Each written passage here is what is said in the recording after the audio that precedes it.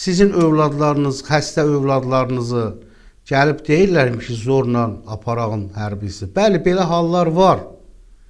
Bax, bu yaxınlarda Oğuz rayonundan biri zərurmuşdu ki, mənim övladımı zorla xəstə qızdırmanın içində apardılar, hal-hazırda Naxçıvanda xidmət edir. Və deyir ki, uşağım xəstədir. Və yaxud da ki, öz övladınız da olmasa, qonşunun, qohumunuzun xəstə övladını aparırlarmı? İndiyə qədər 5 il, 10 il möhlət hüququ verilmiş. Özdə pulla yox ha.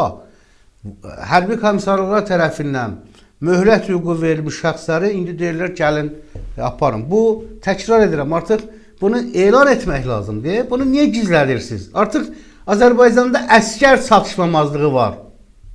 Niyə bunu gizlədirsiniz? Niyə?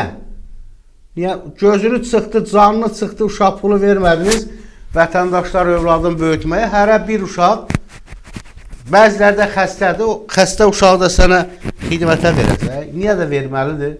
Niyə? Yalandan da insanları şantaj edirsiniz ki, vətənə sənin borcun var. Və sənin borcun niyə yoxdur?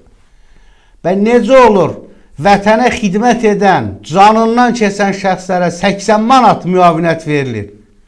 Amma fərarilər, müharibədə olmayanlar, xidmətdə olmayanlar 5.000, 7.000, 10.000, 12.000, 15.000 əmək haqqı alırlar. Siz vətənə borcunu ödəməyənlər, yoxsa o kasıb döyüşənlər?